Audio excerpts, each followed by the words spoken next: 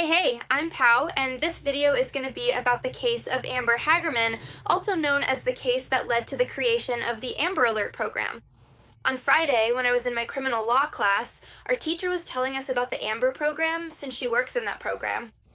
And since it's a program that's highly effective and has helped find so many missing children, she told us a bit about Amber's case, which is the one I'm going to tell you about. And I found it really interesting and thought, why not share it with you all? So let's get started with her story. Amber Hagerman was born in 1986 in Texas, and on January 12, 1996, when she was 9 years old, she went out to play with her brother Ricky, who was 5 at the time.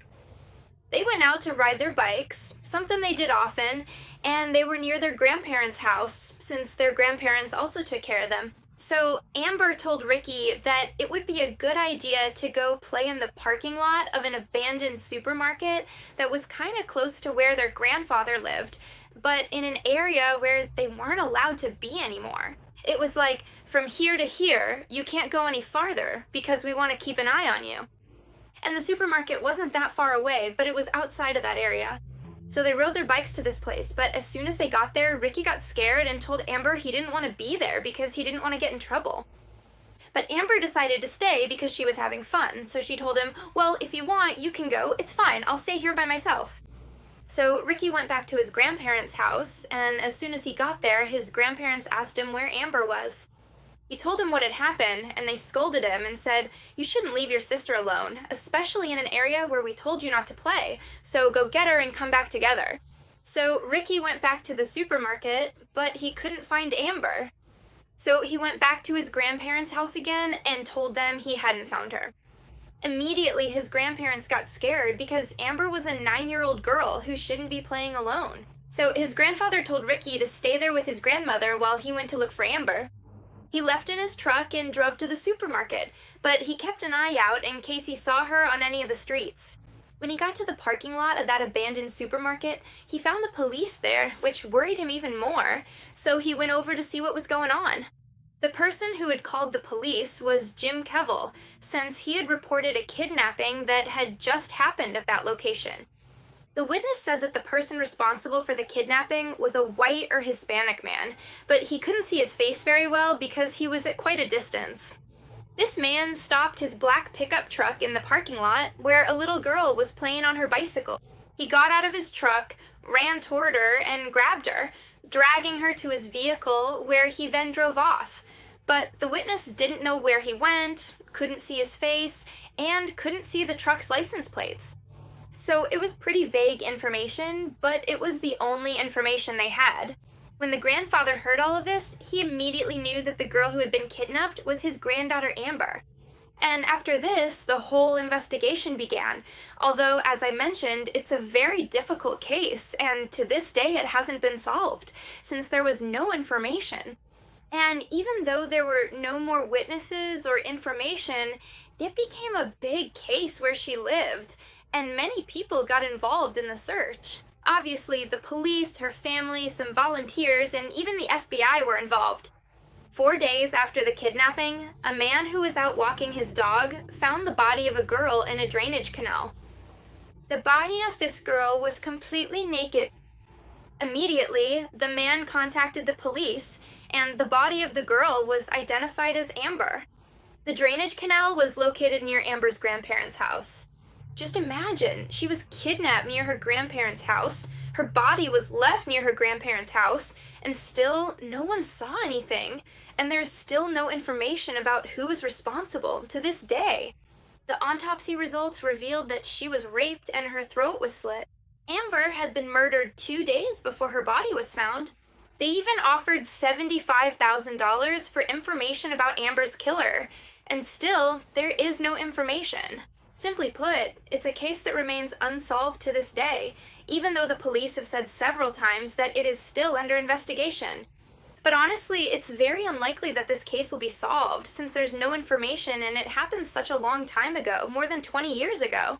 And despite all the time that has passed, her family hasn't lost hope and keeps saying that they need justice. They need to know who did this and make them pay for what they did to Amber. When this happened, Amber's mom, Donna Norris, was obviously very affected by everything that happened. But she was also worried not just about Amber's case, but about the cases of other people who suffer from this kind of sexual assault.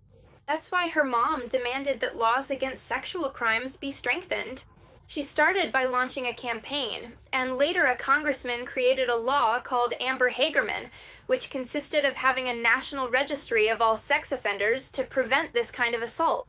And in 2003, President George Bush signed the Amber Alert legislation, which is now the program used in numerous countries.